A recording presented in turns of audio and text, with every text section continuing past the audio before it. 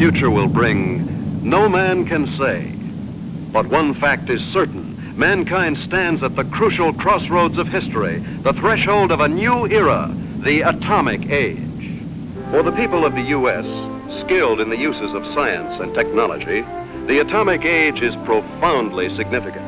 Across a continent enormous in its agricultural potential, Americans have drawn from the earth a rich bounty, have built great cities, have reared towers into the sky, have spun intricate networks of highways across the land. By the application of science, industry has grown increasingly productive, making possible a good way of life. With assurance, Americans look with an abiding faith to the future. For many, citizen and scientist alike, atomic energy means the promise of a more abundant life. But for many another, the atom is a threat, an evil promise, the paralyzing panic of our time. Thus, to answer the perplexing question of the atom and its implications, the people have turned their attention to the forum of public affairs, have sought to search out realities, to find the facts, or to listen to men of science, like Dr. Jeremiah Morley, famed geologist, the embattled founder of the now defunct Society to Save Civilization. It was Morley who told a Los Angeles audience that a series of atomic explosions, either accidental or deliberate, could set off a chain reaction to annihilate every man, woman, and child on the face of the earth. It could cause the death of every living thing. In a gloomy report, Morley took a dim view of history, recalled the tragically repetitious story, the decline and fall of all past civilizations. Said Morley, modern civilization could, by the phenomenon of atomic fission, be brought to dust and ashes. For example, if an A-bomb were detonated at the Empire State Building, the area of total destruction would cover an area of 2 miles. Now, since the A-bomb is already obsolete, consider the area of total destruction of an H-bomb. And science has promised us bombs 1,000 times more powerful, poisoning with radioactivity all the air and water of this earth. This could mean not only the end of our own civilization, but the very possibility of any future civilization. What are we going to do about it? I'll tell you what I am going to do about it. I have a plan to preserve human life on this planet. I hope you will join with me in carrying it out.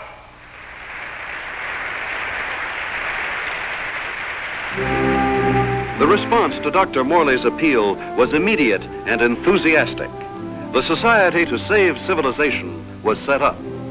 To its headquarters flocked amateur do-gooders and professional scientists. From them, Morley chose a staff of experts.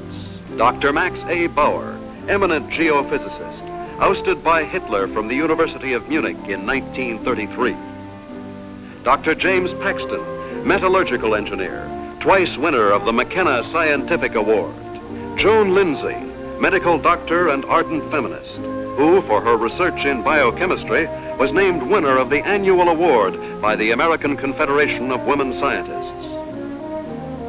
Dr. George Coleman, authority on soil conservation. And Andrew Ostengard, sandhog, explosives expert, Marine veteran of World War II. It was this team, qualified each in his own way, that helped set in motion Morley's audacious project, a daringly planned program, which he took 3 months later to the board of directors of the Carlyle Foundation. And so my colleagues and I believe that humanity can escape annihilation, can find a temporary haven, a promise of hope that, come what may, life can be sustained deep within the earth itself. Far below the surface, we shall seek a natural, a geological shelter. We have a team ready for the effort. All we lack are funds. Can we get them from your foundation? Dr. Morley, I believe it would expedite matters if I were to ask the questions. We're laymen, you know. First of all, isn't the inside of the earth solid? The interior of the earth is made up of vast caverns and air pockets, joined by natural avenues leading from the surface.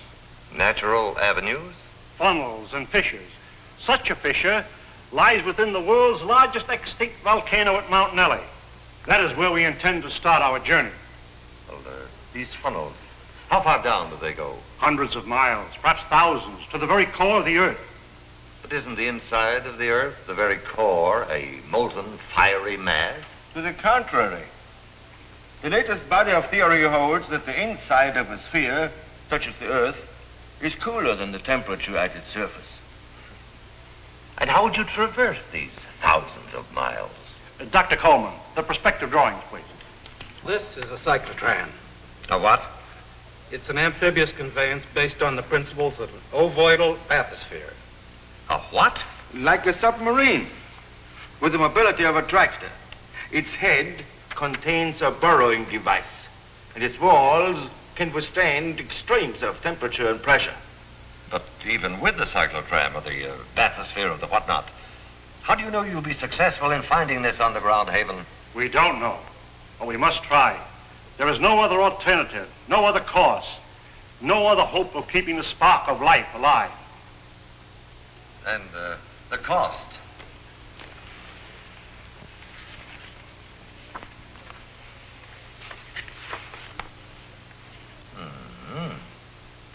That's a lot of money, Dr. Morley. Well, surely you don't expect... But we do. I know you and your committee mean well. Mean well? Next you'll be calling us starry-eyed idealists. Dr. Lindsay, you're out of order. The whole world is out of order. And I suppose you and your associates consented, right? We couldn't have said it wronger if we tried. The appropriation was denied. To carry on his work, Dr. Morley issued repeated appeals to the members of the organization. It failed. And so, last week, the Society to Save Civilization was itself extinct. And one of its leaders, of Professor Jeremiah Morley and his enthusiastic colleagues. Where were they headed after a year of devotion to a lost but spectacular cause? To newsreel reporters, Dr. Morley had only this to say. We have no plans. We have no hope.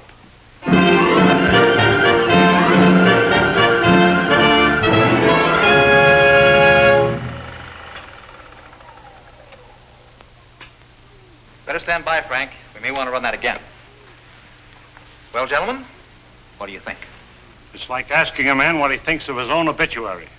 I thought you'd like to see it before its release in case you had any objections. Now he thinks of our objections. You've been crucifying us for a year, Mr. Thompson, in the newspapers you edit, the magazines you publish, and the syndicates you control. And now this newsreel. Just a minute, gentlemen. You seem to have me confused with my father. He dictates the policies of our publications. Like father, like son. Nothing, Dr. Bauer, could be more unscientific. As a matter of fact, my father and I never see eye to eye on anything. So he's the villain of the piece and you are the hero. Quite the contrary. My father has all the virtues of our society. He makes the money, I spend it. The large occupation. Oh, I have no occupation. I'm strict. You wouldn't. That idea of yours, Dr. Morley, about exploring the inside of the Earth.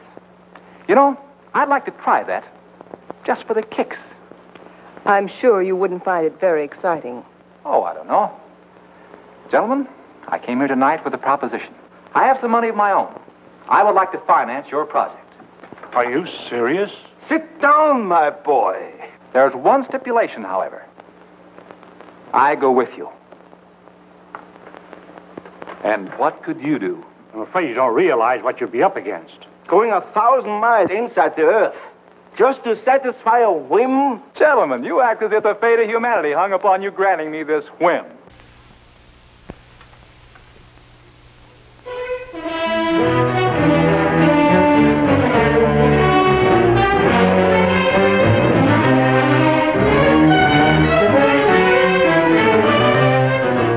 Plans for the expedition are being completed ahead of schedule. And Morley is pleased with our progress. The cyclotram nears completion. Adequate nutrition in concentrated form has been perfected.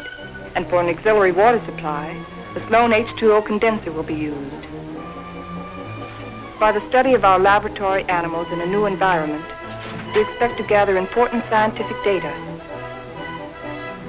At last, the cyclotram is ready to be loaded aboard the SS Aurora.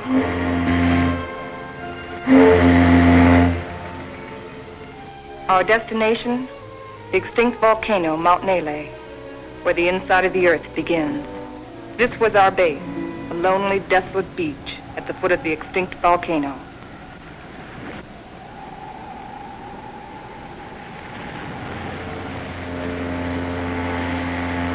Well, let's go.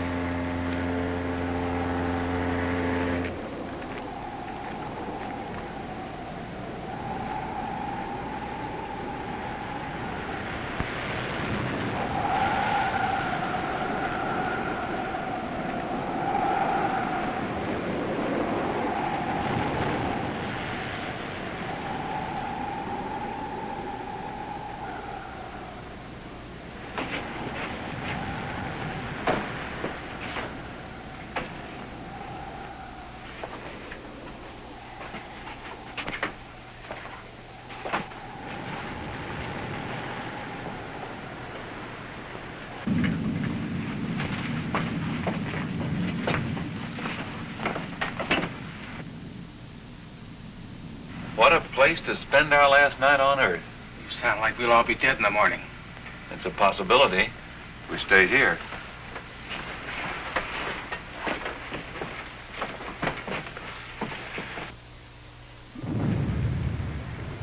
Andy, take the controls. Follow the ridge line. Keep out of the ravines. Descend at an angle of not more than 33 degrees.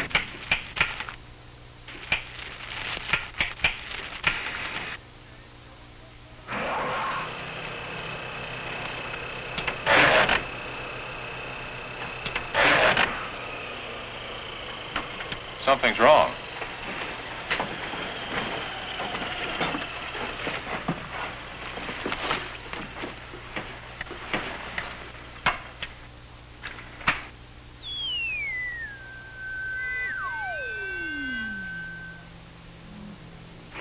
Now try it.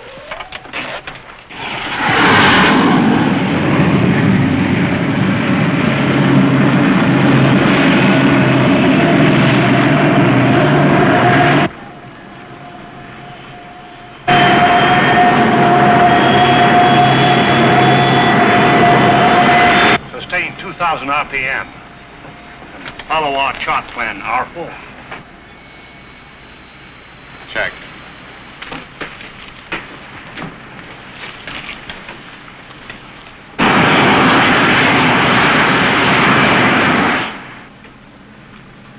What's our elevation now?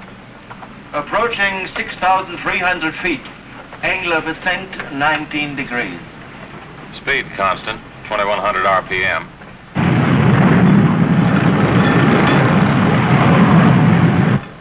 I wonder how long this iron lung is going to hold up. You can still beg out. You can't get rid of me so easily. Give me a reading on the forward rotational unit. We're up to 9,000, climbing at 24 mph. Angle 31 degrees. At that rate, we'll make the summit in 4 hours.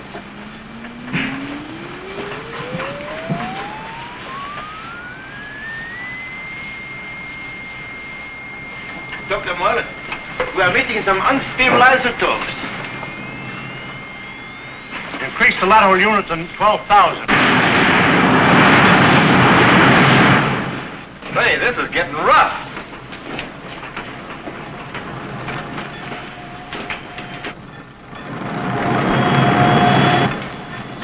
We're approaching position R4. Our computations show an error of less than plus 0.14. Good. We'll reach the summit in 30 minutes.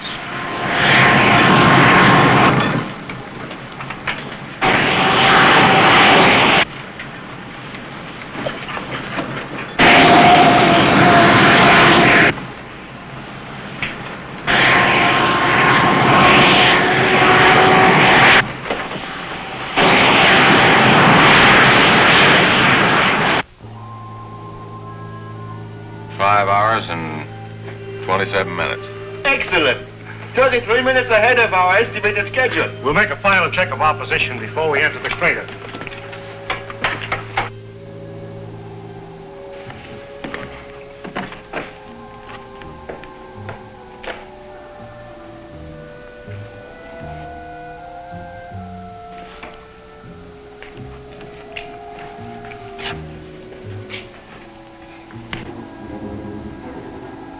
glad the professor picked this volcano for our expedition. Maybe this one could come to life, too. No, not a chance. No bet on it.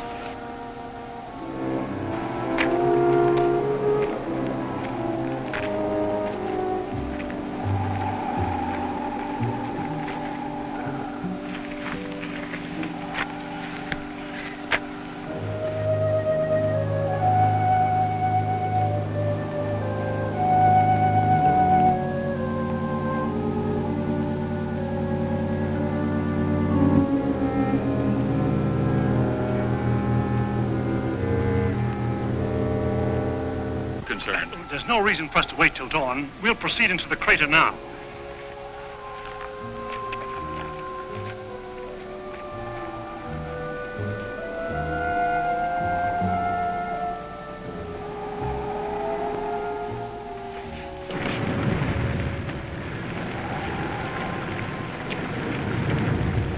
Just one last look at the earth.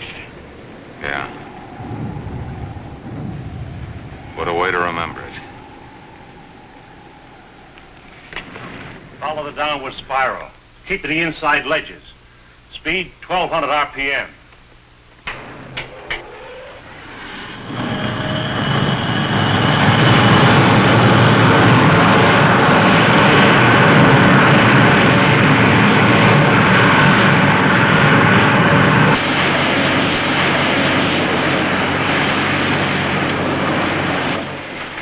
Brother, it's really black out there.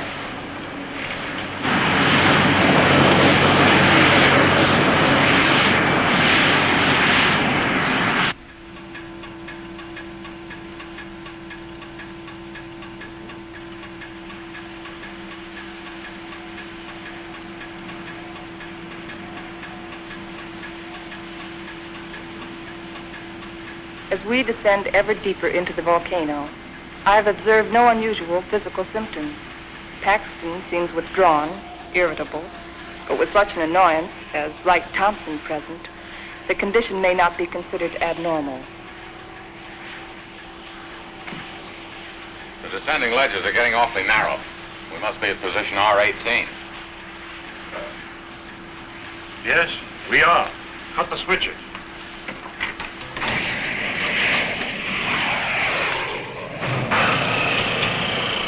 We'll be doing some hiking now. Better have some breakfast.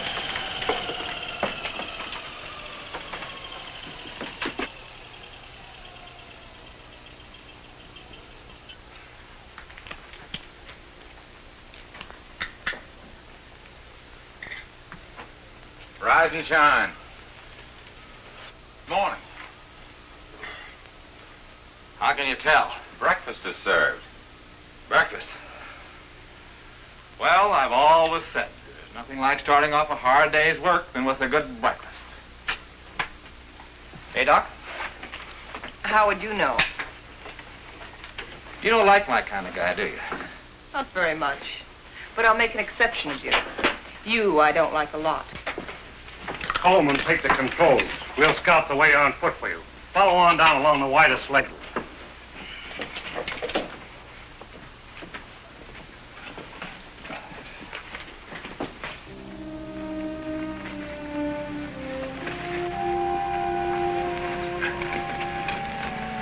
Watch that, it's loose.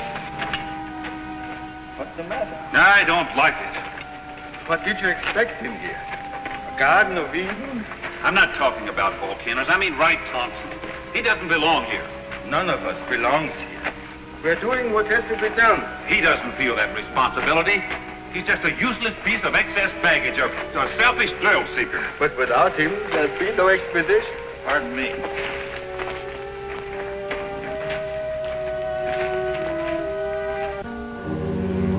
Kind of deep down there, isn't it?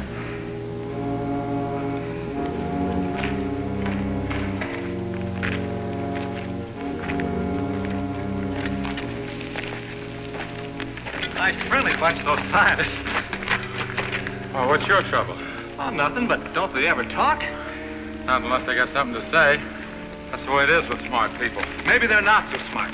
Maybe they don't know what they're doing down here. Listen, Buster, each one of them has taught us more colleges than you've flunked out. So what are you doing down here among all those brains? I managed to make myself useful. It might be well if you did the same thing. Doing what? This.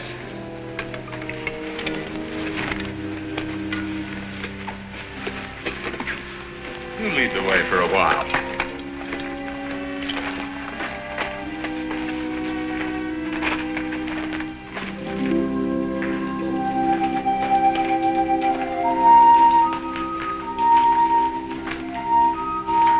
We've hit bottom. Rock bottom. Hello, Coleman. Coleman.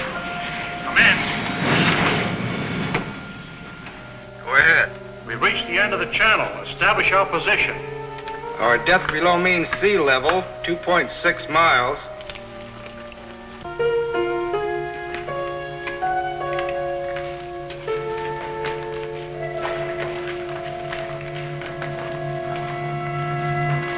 The Engstrand Underground Geological Expedition reached this point June 12, 1938, and was unable to proceed further. Why anyone who follows us should want to go further, we do not know, but we assume that they have good reason for doing so. Good luck. If Engstrand were living today, he'd know the reason. The world has changed since 1938. The world has changed since yesterday. We better get to work.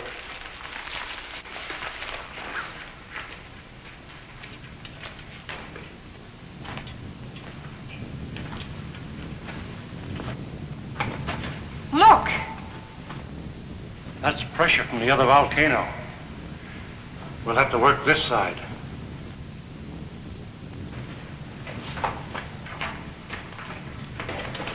Paxton! Yes, Dr. Morley? Start making density readings on that wall over there. Yes, sir.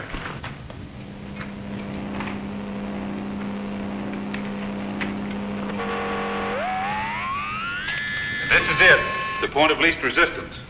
Okay, Andy. I'm ready. We'll all go back to the cyclotram.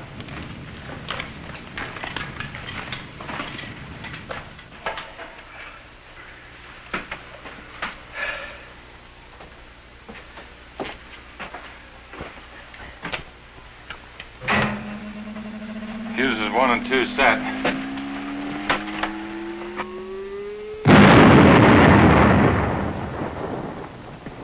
I wonder what we'll be running into. There's only one way to find out.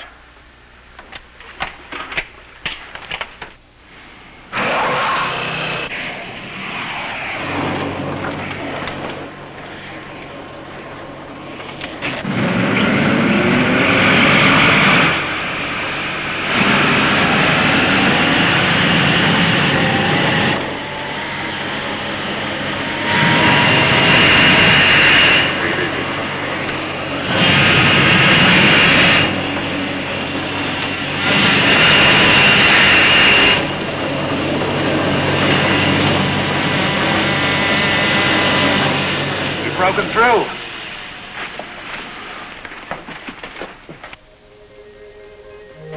Looks like a tunnel.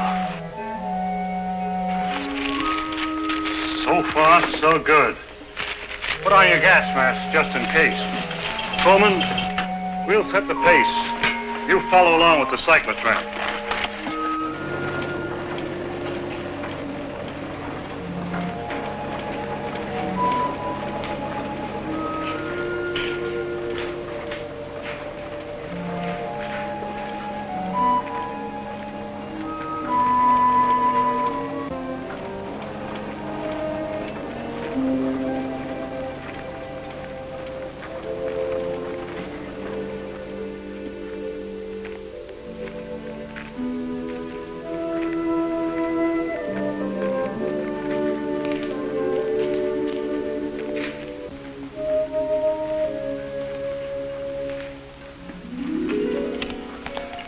The air is fresh and clear.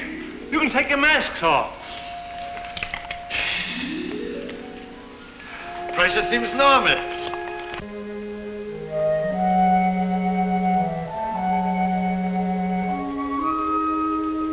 I wonder where it leads. That's exactly what we're going to find out. Lead the way, Andy.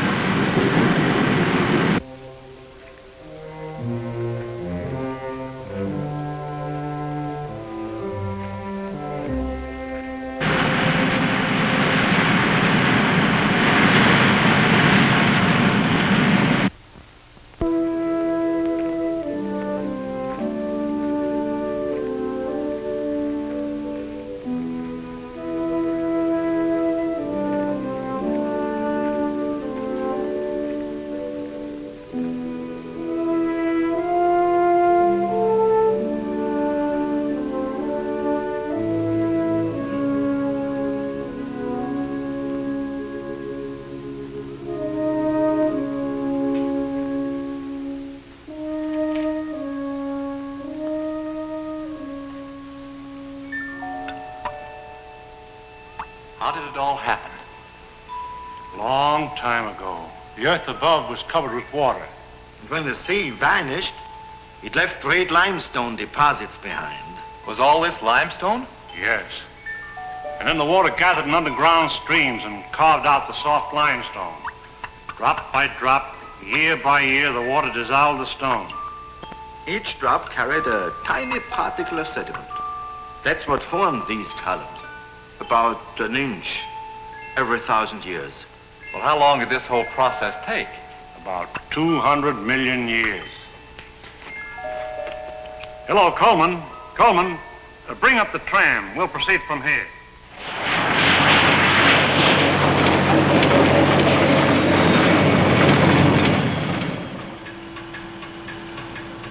We're down 100 miles. You better pull up. Cut the switches.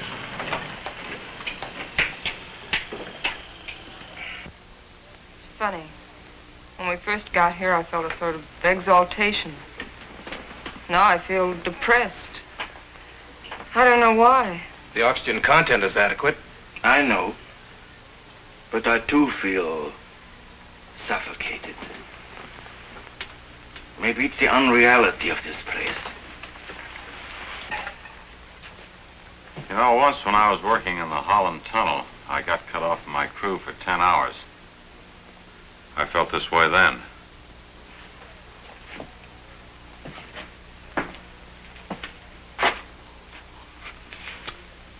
I think I know what it is. It's loneliness. It's a feeling of a person away from people. I felt it on the top of a mountain in Tibet, in the jungles, and on the Arabian desert. It's like the last cord tying you with humanity has been cut. It's more than that. People have dignity only in relation to many other people. Alone, a man is as useless as any rock out there. No, you're both talking nonsense. Nature doesn't influence man. Man influences nature. One man, one strong man, can change nature. Ah, you're wrong, Dr. Paxton. It isn't one man. It's many men working together. Right, teacher? Men together are no more than sheep. One man standing alone leads the way. Then the sheep follow. Please, gentlemen. Well, I'm please. embarrassed for all of you who call yourself scientists. Swayed by a self-indulgent young fool. I'm going ahead. I hope that by the time you catch up with me, the atmosphere will have cleared the cobwebs from your brains.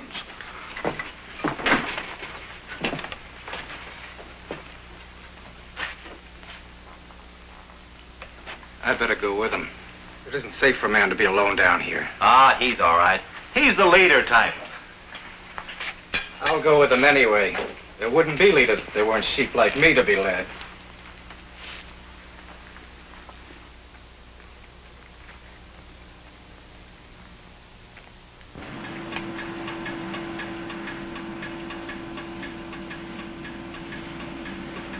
I still don't see any sign of Paxton and Coleman. Well, keep going.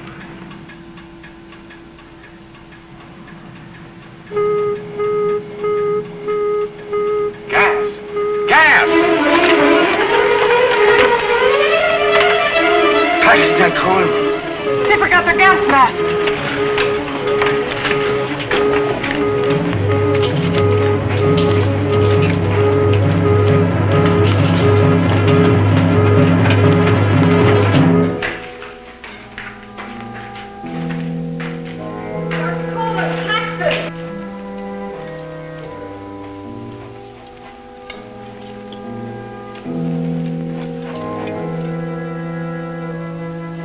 There they are!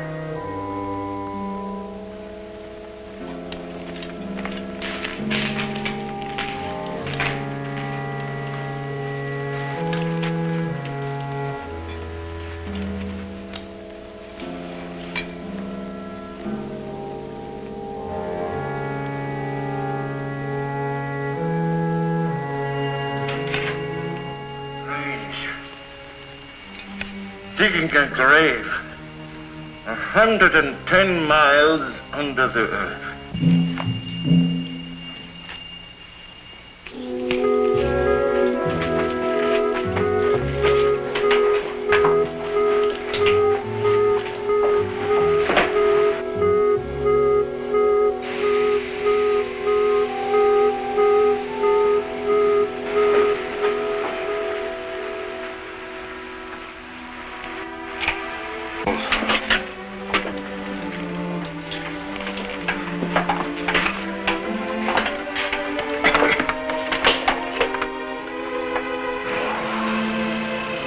on. It's too late to turn back now.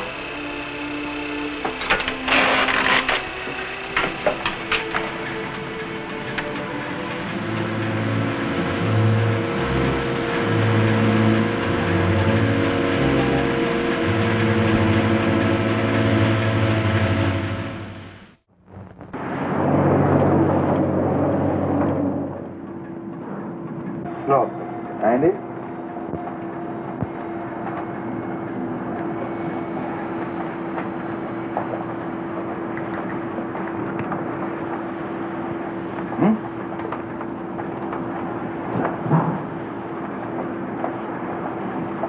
You know, right now I'd give $1,000 for a good hamburger. And another 1,000 for onions on it.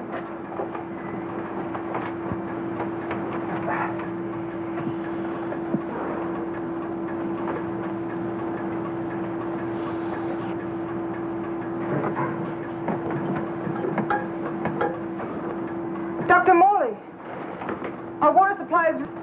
Cut the switches.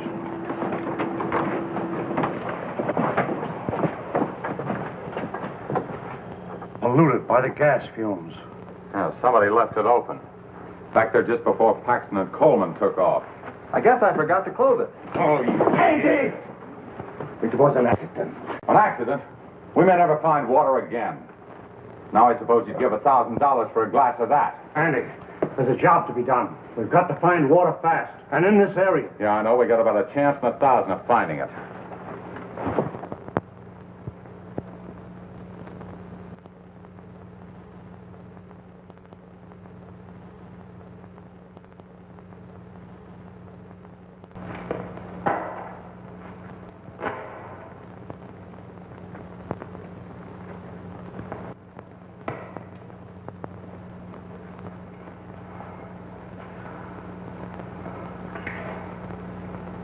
Look, there's Andy.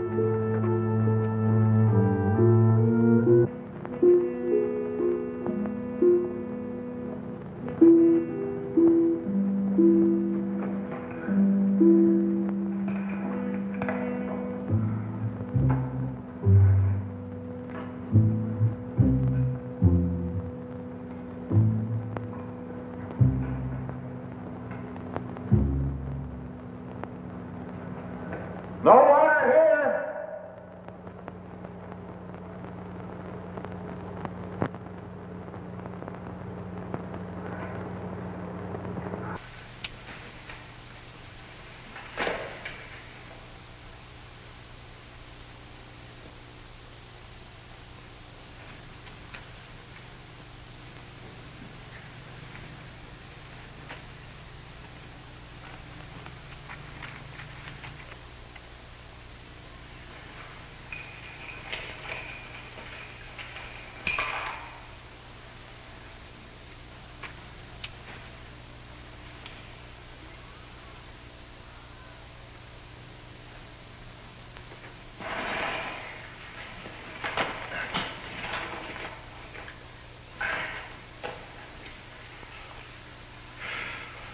Thing like this enough to drive a man stir crazy. It's no use.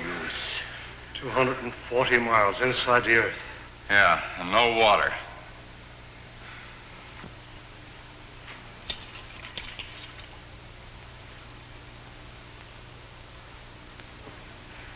Here. I've been setting it to the animals.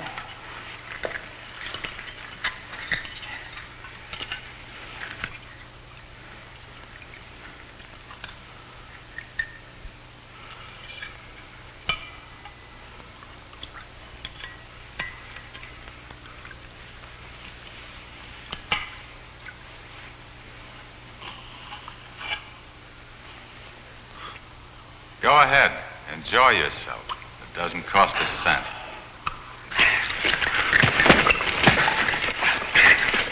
Stop it! Andy! This is ridiculous. We have something larger at stake than your personal petty feuding. Now, you two can come with us or stay here and kill each other. I'm going after the cyclotron. Never mind. I'll go get it.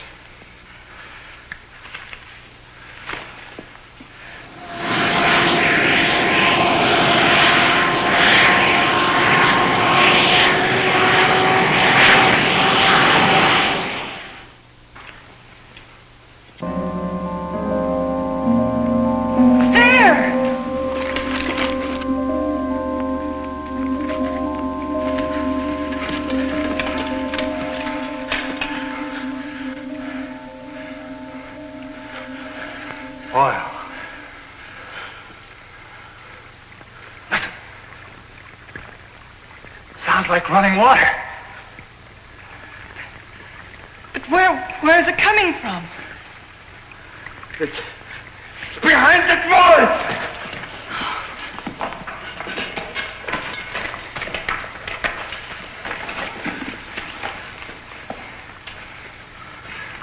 It is running water. Well, why don't we go through the wall with a cyclotron? No. There's this brother. There's still such a thing as too much butter. It could be an underground sea.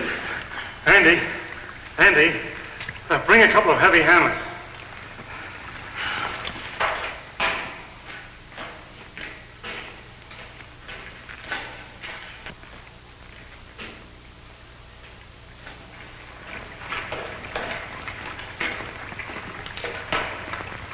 What's up, Professor?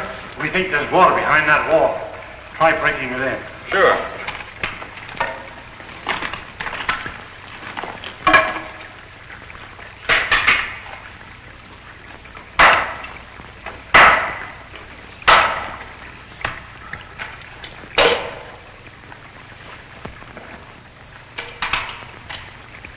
I brought 2 hammers, you know.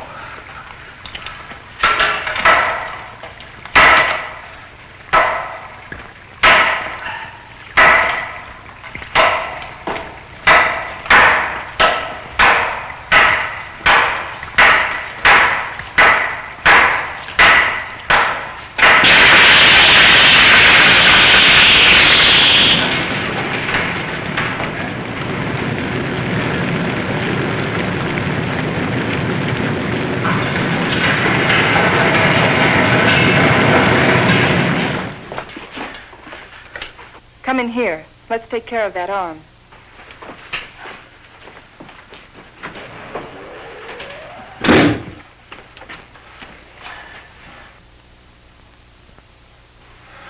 The outside temperature is rising fast. It's up 280 degrees now. It looks as if it could go on forever.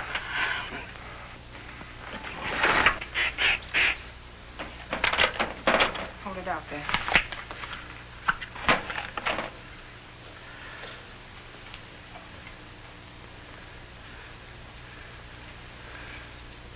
Outside temperature. It's dropping fast. The outside pressure is dropping, too. Good. Condensation will soon take place. There. You're a pretty good doctor at that. You're a pretty good patient at that. Thanks. Here, slip this on.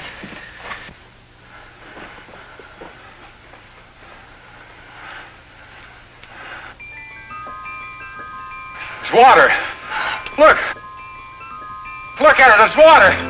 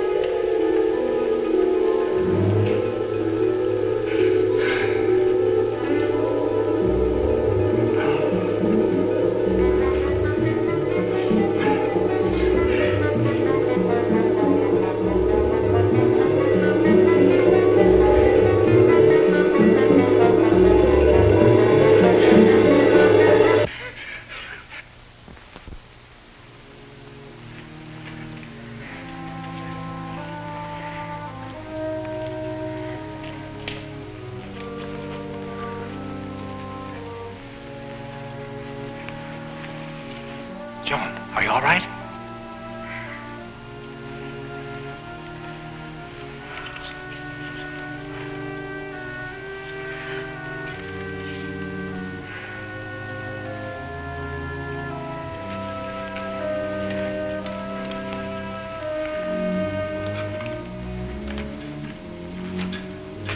Well, what shall we do now? All right, I'll say it. I'll say what's on all of our minds. Don't try to read our minds, Thompson. Just speak for yourself. Then I say, let's go back. And I say go on. But look at Joan. We've gotten nowhere. Deeper and deeper into nowhere. We've failed. Would our failure be any less if we turned back now? Our chances of living would be greater. If we go on, we're dead. As dead as Paxton and Coleman. That's a chance we have to take. The stakes are high, higher than our lives. They involve the life and death of all mankind. That's a great speech, but I won't buy it. All right, let's put it to a vote. Thompson? Go back. Andy? Go on. Bauer?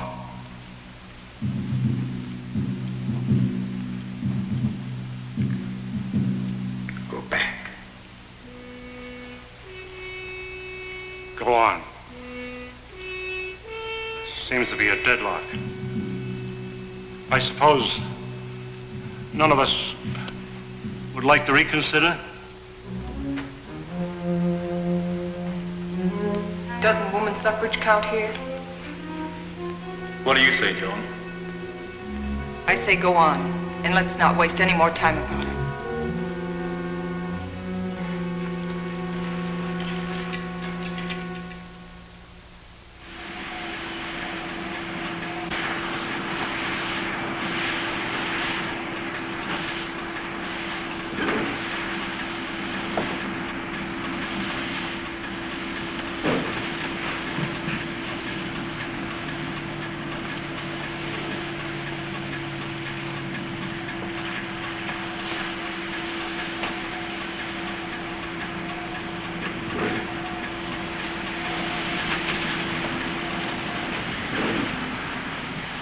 How are those burns coming along? Good as new.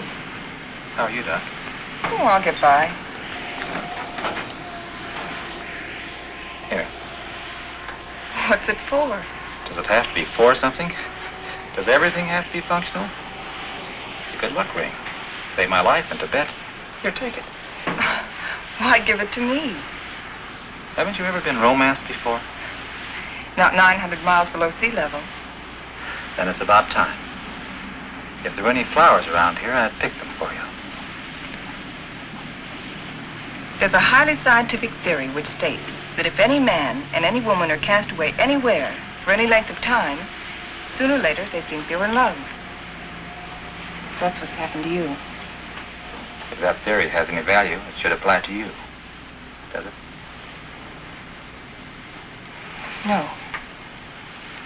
Well, I guess I need a little more time. We'll talk about it later.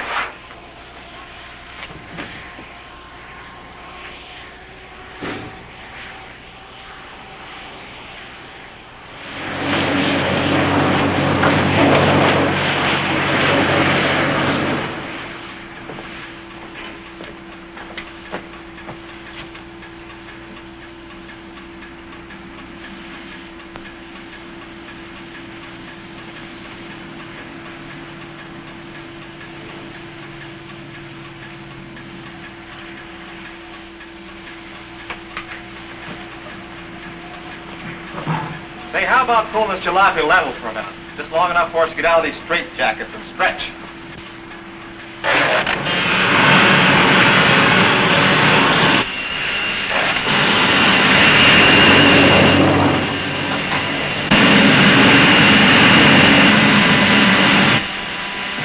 How much longer is it going to be like this?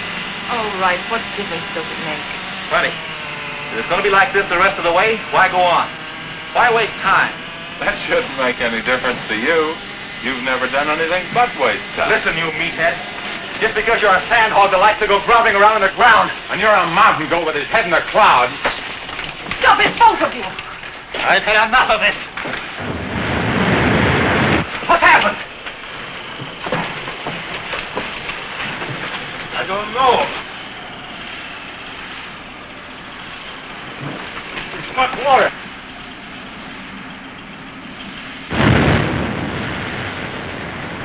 We are out of it.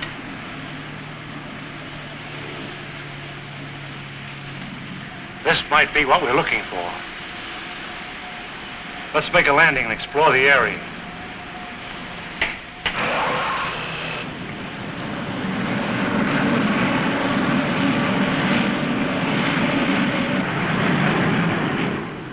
It's got a high calcium content, but it's drinkable. Hey! Look what I found.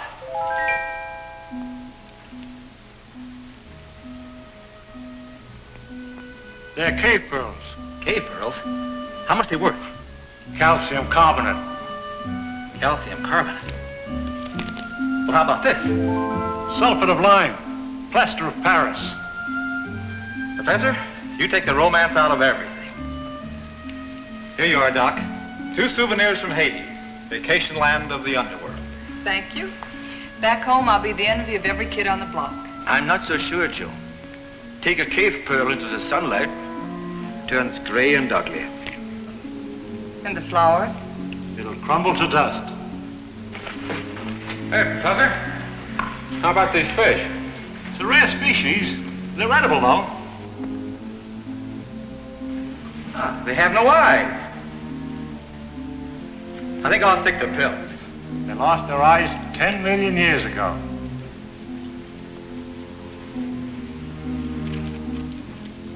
What kind of a place is this? Flowers that crumble to dust in your hands. Stones that look like pearls.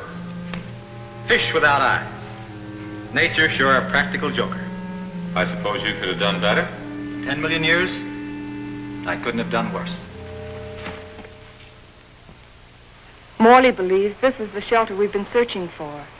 A valley of shadows where light can be sustained. A shelter for humanity. And yet our morale is very low. What do we want? A ray or two of sunshine? A change of seasons? Starry nights? In this graveyard, Morley thinks We can build a new life right here. You mean this is what we're looking for? You'll get used to it. Well, who wants to get used to it? Why don't we go on? A little further. But we've come 1,100 miles already. How can you measure what we've been through in miles? I say let's go back or go on. But this is no place. What is your wish? We've come so far, let's go on.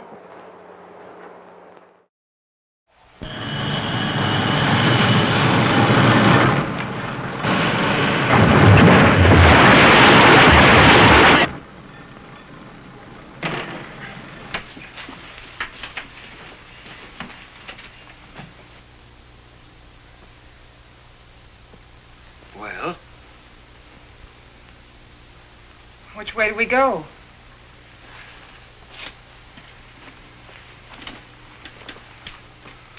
I suppose we'll have to explore both channels. I'll take the right one. Right? You take the other. Why me? I'll tell you why. I'm sick of taking your orders. That's the trouble with you, Thompson. That's all you do is take, you never give. Without me, there wouldn't have been any expedition. Well, that's not enough. It's time you gave something yourself and not your pocketbook. Andy. We might as well get started.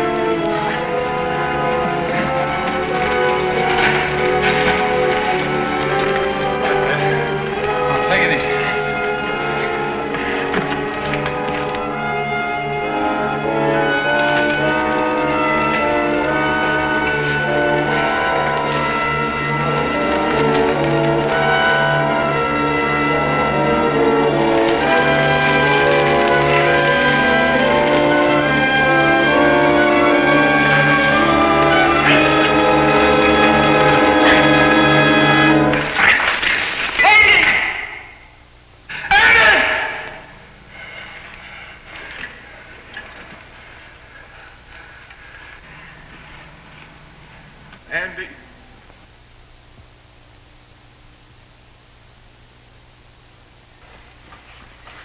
You're supposed to be taking it easy. Try to get some rest. Listen to me, Wright. You've been like this for days. How long can you keep it up? He didn't like me any more than I liked him. Yet he saved my life. It doesn't help brooding over it. But he died saving my life. He did what he believed was right.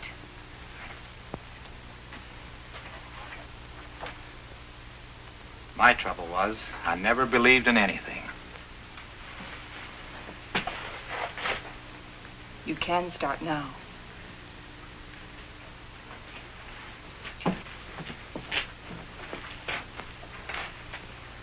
Morley wants to go back to that Valley of the Shadows he liked so much.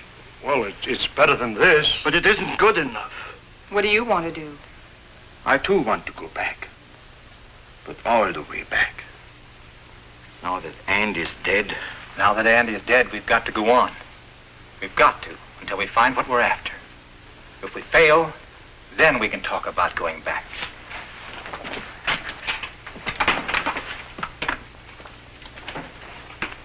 Over there. Good.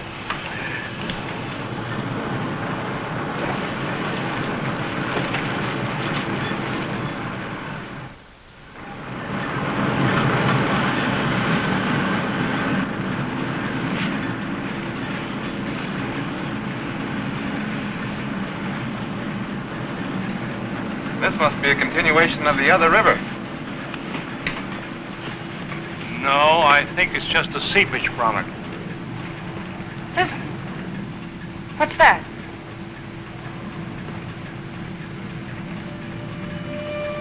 Look! It's like daylight.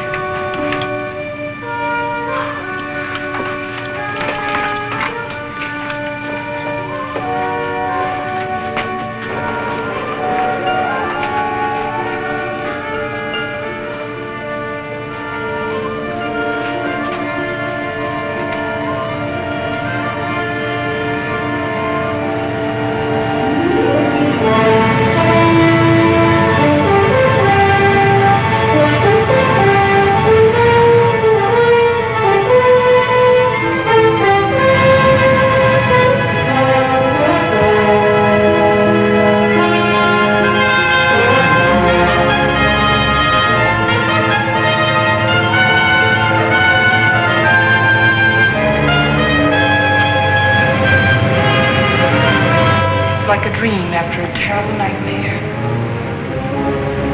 I think we found it.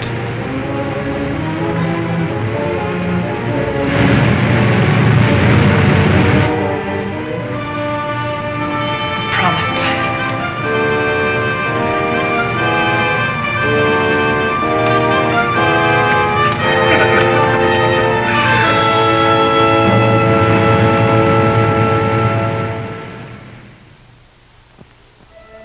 We have discovered a vast and radiant cavern deep within the earth. Along the shores of this incredible cave lies a great underground sea, gathering up the waters of the earth. A strange, sunless light is reflected from the phosphorescent dome. The glowing peaks are weathered and sharp, and the gullies deep. The wind is soft, and the climate pleasant. Vapors rise up into the bright dome, forming luminous clouds.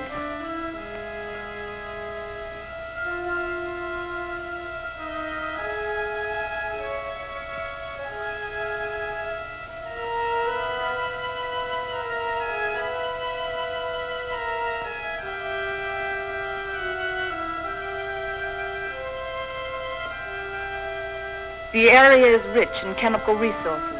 That means power and industry, according to Bauer. And Wright says a real estate boom is on.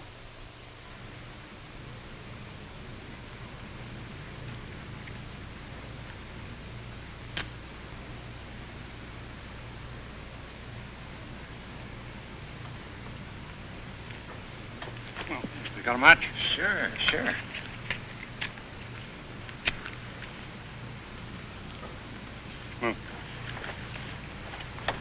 How you coming, Professor? Uh-huh. Still feeding those rabbits? They eat like pigs. Small wonder. They're expecting in a couple of weeks. All of the rabbits? No, silly. Just the lady rabbits. Tell me more. Here. Make yourself useful. Get some more water. Explorations and surveys of the surrounding area continue. Morley and Thompson have set out toward the southeast to investigate the land and its potentialities.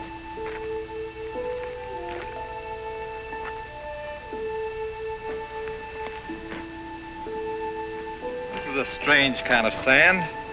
That's not sand, that's volcanic ash. The ash will make good fertilizer for our crops. Crops?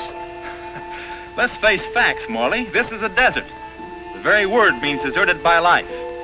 And you talk about crops. It can be irrigated. This country has everything. Water, soil, air, heat. Yeah, you're forgetting one thing, though. No sunlight. Science can adjust that. Crops can thrive without sunlight. Perhaps. But can we?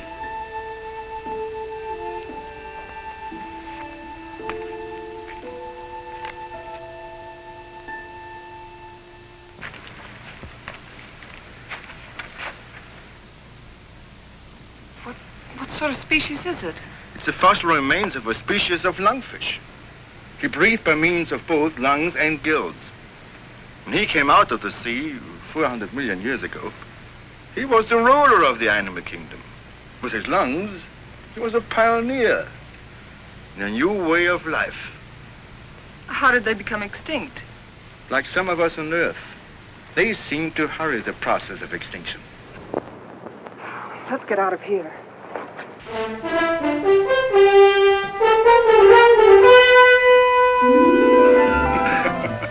What's the matter? You act like you swallowed a canary for breakfast. This is the day, right? This is what day? The day we're expecting the first litter of rabbits. Well, who's going to pass the cigars around? You apparently don't realize the importance of it. Oh, I'm sorry. By observing the rabbits, we've already learned that they respond to nature basically as we do, as any mammal does. And from their young born today, we can predict how our own young will respond in the new world. Dr. Morley, Fowler. Come on. You go ahead. I'll get plenty of hot water.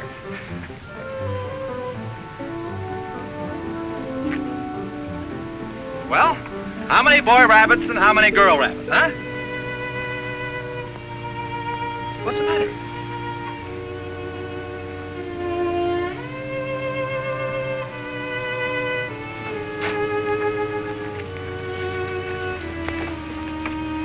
Joan, what's the matter? They're dead. They're all born dead.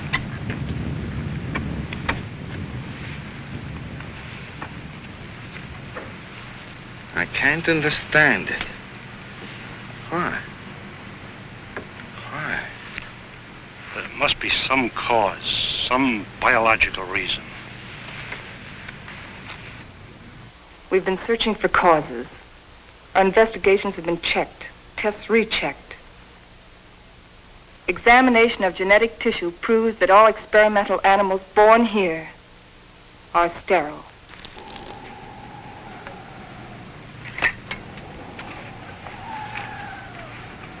You know what this means? This new world. A haven for the dead. This is the end of the line. Now we know that the human race cannot reproduce itself in this underworld region. It appears our mission is a failure. Then we can't stay here. At least one generation could. And after that, what? The end of humanity. That I won't accept. Neither can you run away from facts.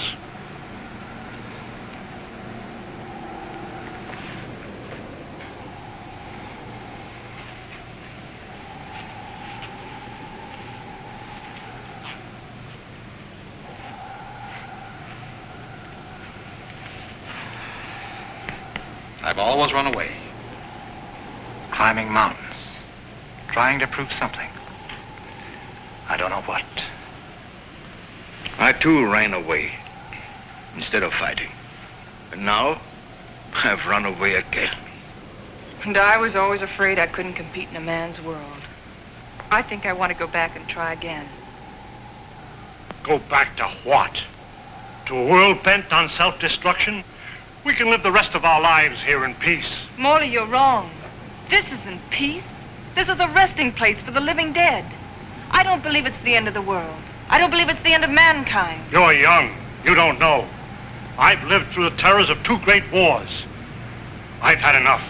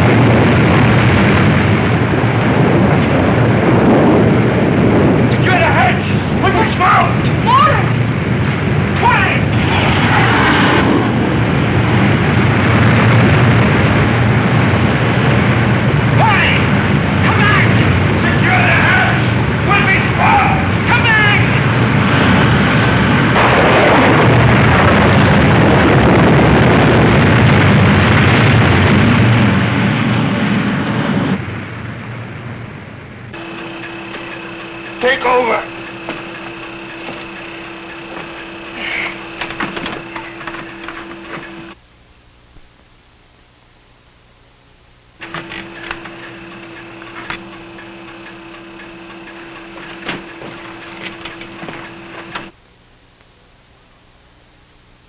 Something's wrong.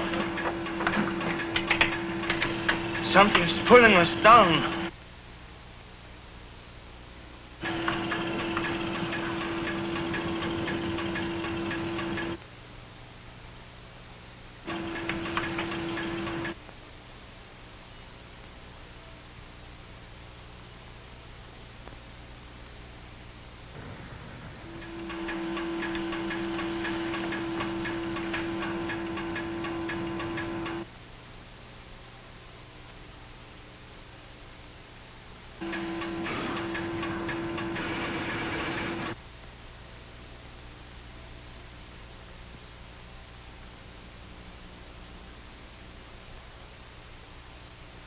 We are lost.